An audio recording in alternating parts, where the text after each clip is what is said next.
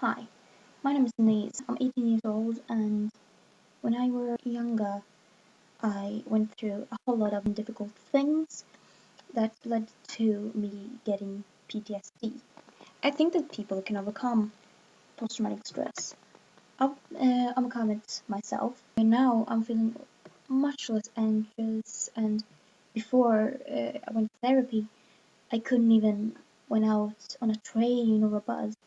It was just so stressful, and I couldn't believe it. My whole life it fell apart after me getting the diagnosis, and I had a really rough time handling it. And I guess it was quite first with the panic that I've got actually an uh, injury, so to say, after events, and that was quite hard.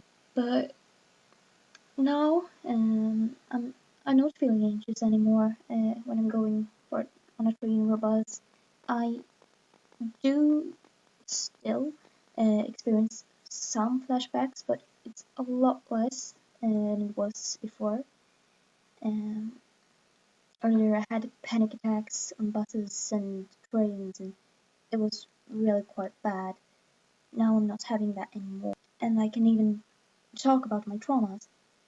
For example, I talk about some of them at my channel, and I've been able to open up more and be more honest. The things that can cause post-traumatic stress are different for anybody. It can be everything from witnessing a violence to sexual abuse, or also for close family or friends. I went through uh, almost getting killed, and he tried to strangle me to death. He also tried to rape me, and that was quite hard at the time. I actually did change my whole appearance for 2 years.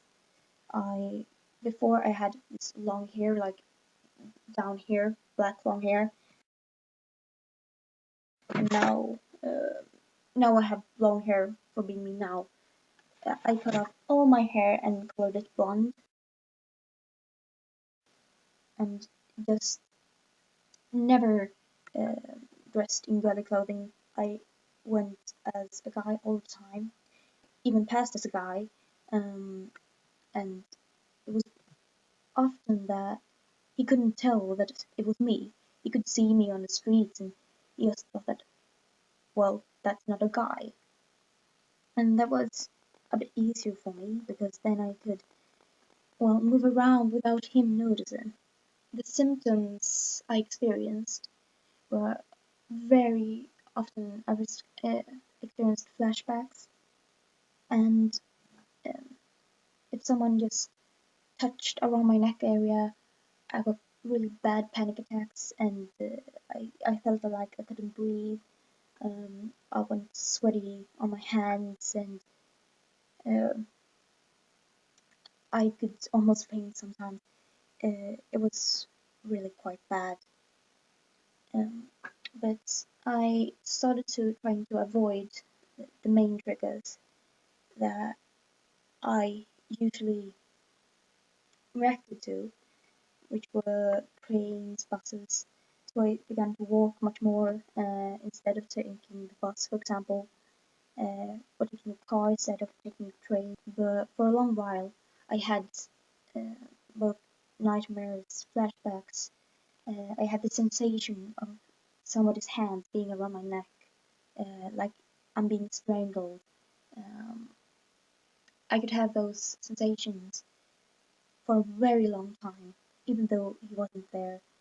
Um, I just felt the sensation of somebody strangling me, and even the sensation that, okay, somebody's gonna try to rape me again.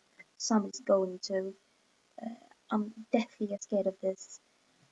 How am I gonna handle this?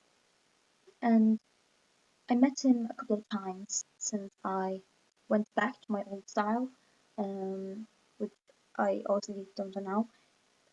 But then he reacted and uh, saw that it wasn't me, and he actually reacted like, "Oh, you're so sexy,"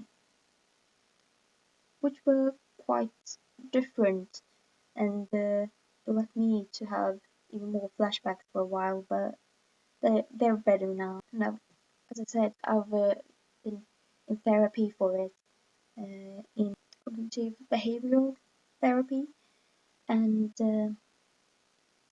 it went really good for me. And for me, it was quite different to seek help. I didn't want to be portrayed as weak or as this little girl that just needed help. I never liked that picture. Quite more like rough, I guess. Uh, I've not been this little girl that just poked around in the sand like, yay, we're gonna play. I were a girl that played football, basketball, you name it. And I always did boxing in school, so I did a whole lot of things that are not necessarily this kind of girly stuff. Um, and because of this, it was really difficult for me to seek help because I didn't want to feel weak. It felt like I was gonna give up and just be this weak girl that just cried for help. And I didn't want to be that. And it led me to several years of self-injury. And I really recommend seeking help before it goes that bad.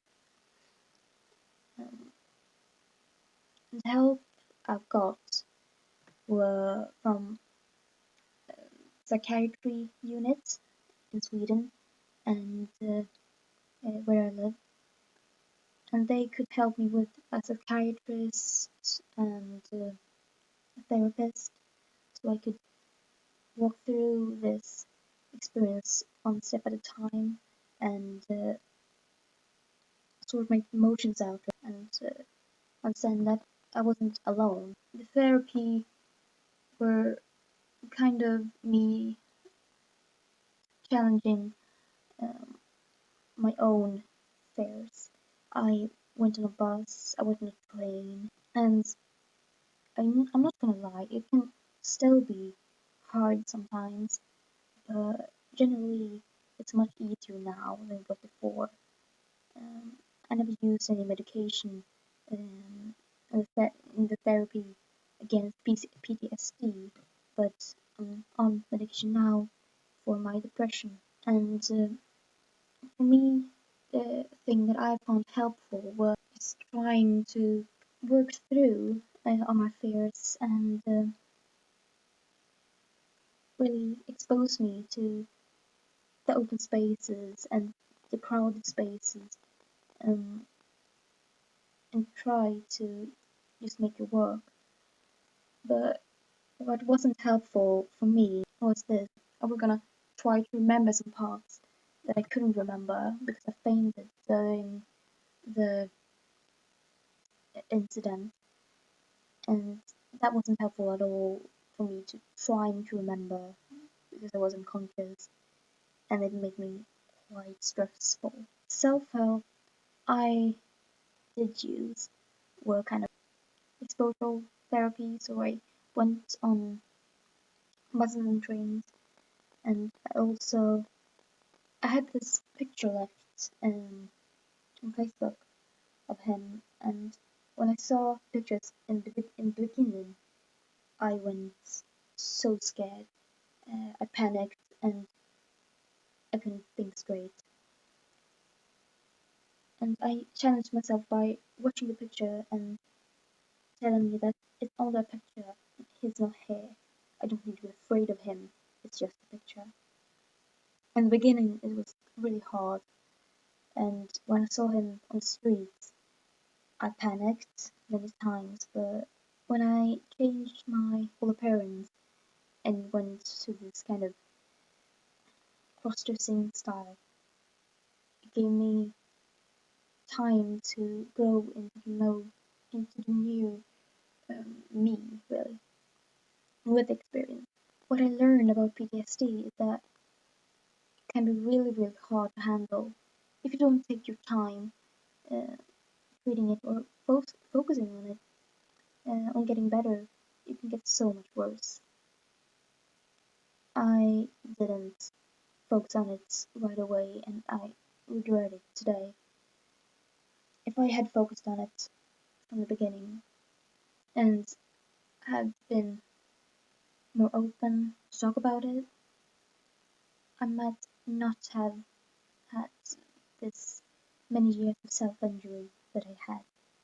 It started before then, but it escalated after this event, or these events with him. But I learned that even though I got PTSD, I can treat myself um, to be this person before PTSD. And today I've worked on it so much that I barely have any symptoms of it left. I can now go on buses, start in the town, and not panicking as much, and it's great. I promise you it's great when you work through all these things. But one thing that's really important is to be heard, and what you think is important, no matter if anybody tells you something otherwise, what you think and what you feel are important, and you need to be heard. If you've been in something like this or been through something like this, you deserve a better life and um, a, a start on a new life, really, because it's really much better after you've been working through all the problems.